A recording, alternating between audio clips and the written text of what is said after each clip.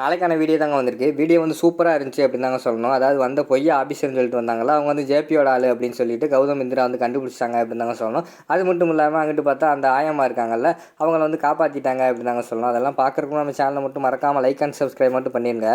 First எடுத்தோடனே நம்ம அந்த பொய்யான ஆஃபீஸர் இருக்காங்களா, அவங்கள வந்து கௌதம் அடி வெளுக்கிற மாதிரி தான் காட்டிக்கிட்டு இருக்காங்க. சொல்லுங்கடா முட்டி போடுங்கடா அப்படின்னு சொல்லிட்டு அவங்கள வந்து முட்டி போட வச்சுட்டு, இப்போ சொல்லுங்கடா உண்மையை சொல்லுங்கடா, அவங்கள யாரை அனுப்புனா சொல்லுங்கடா அப்படிங்கிற மாதிரி சொல்லிக்கிட்டு இருக்காங்க. ஐயோ சார் சார் சார் சார் அப்படின்னு சொல்லிட்டு அவங்க சொல்லிட்டு பயந்துக்கிட்டு இருக்கிற மாதிரி காட்டிக்கிட்டு இருக்காங்க. நல்லா அடி கௌதம், இன்னும் ஒரு 4 போடு அப்போ தான் அவங்க வந்து சரிப்பட்டு வருவாங்க. என்கிட்டயே வந்து ஏமாத்துறாங்க, பொய்யா இங்கிலீஷ் பேசுகிறாங்க. அதை வச்சு எனக்கு டவுட் வந்துருச்சு. கேட்டால் ஐஏஎஸ் அதிகாரியா, எனக்கு தெரியாதா யார் ஐஏஎஸ் அதிகாரியாக இருப்பாங்கன்ட்டு. சொல்லுங்கள் உண்மையாக சொல்லுங்கள், உங்களை யார் அனுப்புனா அப்படிங்கிற மாதிரி வந்து இந்திராலாம் கேட்டுக்கிட்டு இருக்காங்க. ராகினி வந்து திருன்னு முழிக்காங்க. ஐயோ இப்படி விசாரிச்சுக்கிட்டு இருக்காங்களே, ஜேபியோட ஆள் நம்மலாம் சொல்லிட்டாங்கன்னா என்ன பண்ணுறது அப்படின்னு சொல்லிட்டு அவங்க வந்து யோசிச்சுக்கிட்டே இருக்காங்க. சொல்லுங்கடா யாரா அவங்களை அனுப்புனா உண்மையை சொல்லுங்கடா அப்படிங்கிற மாதிரி கௌதம் அடிச்சுக்கிட்டே இருக்காங்க. உடனே நம்ம ராகினி வந்து தப்பிக்க வைக்கிறதுக்காக டேய் சொல்லுங்கடா அப்படின்னு சொல்லிட்டு அவங்க சட்டையை பிடிச்சி அப்படியே மேலே தூக்குறாங்க. எவ்வளோ தைரியம் இருந்தால் நீ வந்து இந்திராவோட சர்டிஃபிகேட்டே நீ எரிச்சிருப்ப, எந்திரிடா நீ யாரா முதல்ல சொல்லுங்கடா, அவங்கள யாரா அனுப்புனா அப்படிங்கிற மாதிரி கேட்காங்க. அப்படியே காத்துக்குள்ளே வந்து ஓடிடுங்க என்னை தள்ளி விட்டு ஓடிடுங்க அப்படிங்கிற மாதிரி சொல்கிறாங்க. சரின்னு சொல்லிட்டு டக்குன்னு தள்ளி விட்டுட்டு ஓடிடுறாங்க. தள்ளி விட்டு ஓடினோடனே நம்ம ஐயோ இவங்களுக்கு அத்தைக்கு என்னாச்சு அப்படிங்கிற மாதிரி சொல்லிட்டு இந்திரா வந்துடுறாங்க. அங்கிட்டு சித்தி எந்திங்க அப்படின்னு சொல்லிட்டு எந்திக்க வைக்காங்க. அதுக்குள்ளே அந்த ரவுடிங்க வந்து அந்த ஜேபியோட ஆளுங்க வந்து ஓடிடுறாங்க. அதுக்கடுத்து வந்து நம்ம ராகினி வந்து சொல்கிறாங்க, பாவம் வந்துடா நீ தான் உன்னோட உண்மையான சர்டிஃபிகேட்டெல்லாம் எரிச்சிட்டாங்க, இப்போ என்ன பண்ணுவேன் அப்படின்னு சொல்லிட்டு பொய்யா அழுகுறாங்க. அதெல்லாம் ஒன்றும் இல்லத்த, நான் ஃப்ரீயாக விடுங்க, நான் வந்து பொய்யான சர்டிஃபிகேட் தானே கொடுத்தேன், பூராமே ஜெராக்ஸ், உண்மையானது பூராமே என்னோட லாக்கரில் இருக்குது அப்படிங்கிற மாதிரி சொன்னோன்னே ஐயோ இந்த பிளான் ஊற்றிக்கிடுச்சா அப்படிங்கிற மாதிரி ராகினி வந்து கவலைப்பட்டுக்கிட்டு இருக்கிற மாதிரி காட்டிக்கிட்டு இருக்காங்க. அடுத்த சீனில் வந்து நம்ம நைட்டு வந்து இந்திரா வந்து தனியாக ரூமில் உட்காந்து யோசிச்சுக்கிட்டு இருக்கிற மாதிரி காட்டிக்கிட்டு இருக்காங்க. அந்த நேரத்தில் வந்து கௌதம் வந்து காஃபி கொண்டு வராங்க. இந்திரா வந்து யோசிச்சுக்கிட்டே இருக்காங்க.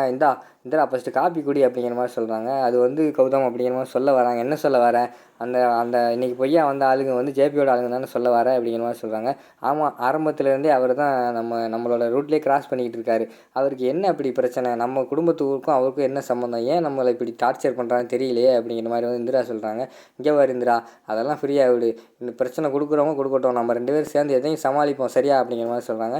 சரி கௌதம், இல்லைன்னா எனக்கு வந்து அந்த ஜேபி மேலே பயங்கரமான கடுப்பாக இருக்குது. அது எப்படி எங்கள் அக்கா குழந்தைய தூக்கி வந்து கொல்ல சொல்லணும், எனக்கு அவ்வளோ கோவம் வருது அப்படிங்கிற மாதிரி சொல்கிறாங்க. நீ வேணால் சொல்லு, ஜேபியை தூக்கிட்டு வந்து இங்கே வச்சு அடித்து விசாரிச்சிருமா அப்படிங்கிற மாதிரி சொல்கிறாங்க. ஆனால் இந்திரா வந்து யோசிச்சுக்கிட்டே இருக்காங்க. வேண்டாம், சட்டப்படியே போவோம் அப்படிங்கிற தானே சொல்கிறேன் அப்படிங்கிற மாதிரி வந்து கௌதம் சொல்கிறாங்க. எப்படி கௌதம் நான் யோசிக்கிறதெல்லாம் சொல்கிறேன் அப்படிங்கிற மாதிரி வந்து நமக்கு இந்திரா சொல்கிற மாதிரி காட்டுறாங்க. உன்னை பற்றி எனக்கு தெரியாதா இந்திரா, டீயை குடி முதல்ல அப்படிங்கிற மாதிரி சொல்கிறாங்க. டீ குடிச்சிட்டு டீ சூப்பராக இருக்குது அப்படிங்கிற மாதிரி சொல்கிறாங்க. நானே என் கையால் போட்டு வந்தேன் அப்படிங்கிற மாதிரி சொல்கிறாங்க. அதுக்கடுத்து வந்து நம்ம இந்திரா வந்து எமோஷ்னலாக கேட்காங்க. கௌதம் எப்போயுமே இதே மாதிரி என் கூட இருப்பியா அப்படிங்கிற மாதிரி கேட்பாங்க. நீ ஒன்றும் கவலைப்படாத, எப்போயுமே நான் உன் கூட தான் இருப்பேன் அப்படிங்கிற மாதிரி வந்து கௌதம் சொல்கிற மாதிரி காட்டிக்கிட்டு இருக்காங்க. அடுத்த சீனில் வந்து ராமச்சந்திரன் வீட்டுக்கு வர மாதிரி காட்டுறாங்க. அவங்ககிட்ட எல்லா விஷயத்தையும் சொல்கிறாங்க. பொய்யான ஆஃபீஸர்லாம் வந்தாங்க, அவங்கெல்லாம் அடித்து ஓட விட்டாச்சு அப்படிங்கிற மாதிரி வந்து இந்திரா சொல்லிக்கிட்டு இருக்காங்க. உடனே நம்ம கதிர் வந்து சொல்கிறாரு, இந்த இந்திராவால் தான் ஏகப்பட்ட பிரச்சனை, இந்த இந்திராவால் தான் நம்ம குடும்பமே நாசமாக போச்சு, எல்லா பிரச்சனையும் காரணமே இந்த இந்திரா தான், இந்த இந்திரா வீட்டுக்கு வந்ததுலேருந்து குடும்பமே நிம்மதி இல்லை அப்படிங்கிற மாதிரி புலம்ப ஆரம்பிச்சிடுறாங்க. உடனே எனக்குள்ள சந்திரா வந்திருக்காங்க. என்ன சம்பந்தி உங்கள் பையன் இப்படி பேசுகிறாரு, நான் வேணால் இந்த வீட்டை விட்டு கிளம்பிடுறேன், என் பொண்ணை மட்டும் என் கூட அனுப்பி வைங்க, நான் வச்சு பார்த்துக்கிறேன், அவள் வேறு குழந்தை இழந்து அனாதையாக இருக்கா, அவளை நான் வச்சு கொஞ்ச நாள் பார்த்துட்டு வேணால் அனுப்புகிறேன் அப்படிங்கிற மாதிரி வந்து நம்ம சந்திரா சொல்கிறாங்க. என்ன சம்பந்தி நீங்கள் இப்படி பேசிக்கிட்டு இருக்கீங்க அப்படிங்கிற மாதிரி வந்து நம்ம ராமச்சந்திரன் சொல்கிறாரு. ஆமாம், இவங்க என்ன பொருள் நாங்கள் இருக்கிறனால தான் இந்த பிரச்சனைன்னு சொல்கிறாங்கல்ல அப்படிங்கிற மாதிரி வந்து சந்திரா வந்து சொல்கிறாங்க. உடனே கதிர் வந்து சொல்கிறாரு, ஆமாப்பா அனுப்பி வைங்கப்பா, அது வேறு நைட் நொய்யின்னு அழுதுகிட்டு எனக்கு தூக்கமே வரமாட்டேங்குது, எப்போ பார்த்தாலும் குழந்தைய காணும்னு சொல்லிகிட்டே இருக்கான், என்னால் தூங்க முடியல, சந்தோஷமாக போட்டோம் அனுப்பி விடுங்கப்பா அப்படிங்கிற மாதிரி வந்து கதிர் சொல்கிற மாதிரி காட்டிக்கிட்டு இருக்காங்க. டேய் உனக்கு என்ன தெரியும், பெசாமடுறா, அவங்க வேலையை மட்டும் பாடுறா அப்படின்னு சொல்லிட்டு ராமச்சந்திரன் வந்து கதிரை திட்டி முடிச்சிடுறாரு. அடுத்த சீனில் வந்து நம்ம கௌதம் இந்திரா வந்து பிளான் போடுறாங்க. நம்ம எப்படியாவது ஜேபியை வந்து போலீஸ் ஸ்டேஷனில் மாட்டி விடணும்னா பயங்கரமான ஆதாரம் வேணும், ஸ்ட்ராங்கான ஆதாரம் வேணும். அதுக்கு அந்த அலைமேலுக்கா தான் கரெக்டாக இருப்பாங்க, அவங்கள போய் பிடிச்சி நம்ம கண்டிப்பாக போலீஸில் ஹேண்ட் ஓவர் பண்ணுவோம், கரெக்டாக வந்து ஹெல்ப் பண்ணுவாங்க நமக்கு அப்படிங்கிற மாதிரி இந்திரா சொல்கிறாங்க. அது எப்படி நமக்கு ஹெல்ப் பண்ணுவாங்க, அவங்களே பயந்து போயிருக்காங்களே அப்படிங்கிற மாதிரி வந்து கௌதம் கேட்காங்க. உடனே இந்திரா வந்து சொல்கிறாங்க, நீ ஒன்றும் பயப்படாத கௌதம், அவங்ககிட்ட பேசுகிற விதமாக பேசணும், நம்ம வந்து மெதுவாக எடுத்து சொல்லணும், அவங்க சரின்னு சொல்லுவாங்க, வா நம்ம போய் பார்ப்போம் அப்படின்னு சொல்லிட்டு அவங்க காரில் கிளம்பி வர மாதிரி காட்டிக்கிட்டு இருக்காங்க. அவங்க வீட்டில் வந்து அலமேலக்காவும் அவங்க ஹஸ்பண்டும் சாப்பிட்டுக்கிட்டு இருக்கிற மாதிரி காட்டிக்கிட்டு இருக்காங்க. அலமேலக்கா சாப்பிடாமல் இருக்காங்க. அவங்க ஹஸ்பண்ட் மட்டும் சாப்பிட்டுக்கிட்டு இருக்காரு. உன்னால் மட்டும் இப்படி சாப்பிட முடியுது, நம்மளை சும்மா விட மாட்டாங்கயா, வெளியில் எல்லா விஷயமே எல்லாத்துக்குமே தெரிஞ்சு போச்சியா, இந்த ஊரில் இருக்கிறதே பிரச்சனை தான், நம்மளை சும்மா விட மாட்டாங்க அப்படிங்கிற மாதிரி வந்து அலமேலக்கா சொல்கிறாங்க.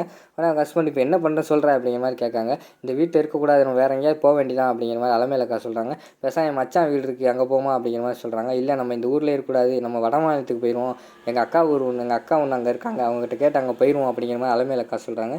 சரி உடனே உன்னோட பேக்கு எல்லாம் துணியெல்லாம் எடுத்து கிளம்பிடுவோம் அப்படின்னு சொல்லிட்டு அவங்க பேக்கு துணியெல்லாம் எடுத்து வச்சுட்டு கிளம்பிடுறாங்க. அந்த நேரத்தில் பார்த்தோம்னா கௌதம் இந்திரா அதுக்கடுத்து அவங்க கிளம்புன பிறகு வராங்க. வீட்டுக்குள்ளே போய் தேடி பார்த்தா அவங்க யாருமே இல்லை. உடனே கௌதம் வந்து சொல்கிறாங்க, ஐயோ அவங்க போயிட்டாங்க போலையே, துணி எதுவுமே இல்லையே அப்படிங்கிற மாதிரி சொல்லிகிட்டு இருக்காங்க. உடனே கௌதம் வந்து சொல்கிறாங்க, சார் இந்திரா வந்து சொல்கிறாங்க, இல்லை இல்லை கௌதம் இப்போ தான் கிளம்பியிருப்பாங்க, இப்போ தான் சமைச்சிருக்காங்க பாரு, சாப்பிட்ருக்காங்க, எல்லாமே அப்படியே இருக்குது, இப்போ தான் போயிருப்பாங்க, பக்கத்தில் விசாரிச்சு நம்ம என்னென்ன ஏதுன்னு பார்ப்போம் அப்படின்னு சொல்லிட்டு பக்கத்தில் போய் விசாரிக்காங்க. அந்த அக்கா வந்து சொல்கிறாங்க, இப்போ தான்மா 2 பேர் கிளம்பி போனாங்க அப்படிங்கிற மாதிரி சொல்கிறாங்க. அப்போனா போய் பிடிச்சிடலாம் அப்படின்னு சொல்லிட்டு அவங்களும் அந்த ரூட் வழியாக போய்கிட்டு இருக்காங்க. அங்கிட்டு பார்த்தா ஜேபி ஆளுங்க வேறு அந்த அலமேலையும் அவங்க ஹஸ்பண்டையும் தேடிக்கிட்டு இருக்கிற மாதிரி காட்டுறாங்க. ஆனால் அலமேல அவங்க ஹஸ்பண்டும் நடந்து போய் டேரெக்டாக போய் ஜேபியோட ஆளுகிட்டே மாட்டிக்கிட்டாங்க.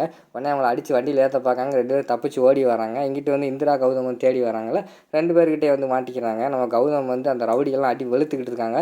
கடைசியில் பார்த்தா ஒரு ரவுடி வந்து கௌதம் 2 ரவுடி சேர்ந்து பிடிச்சிக்கிறாங்க. ஒரு ரவுடி வந்து கத்தியால் குத்த வர்ற மாதிரி காட்டுறாங்க. அதோட பார்த்தீங்கன்னா அந்த ப்ரோமோ இந்த எபிசோடை வந்து முடிச்சிடுறாங்க.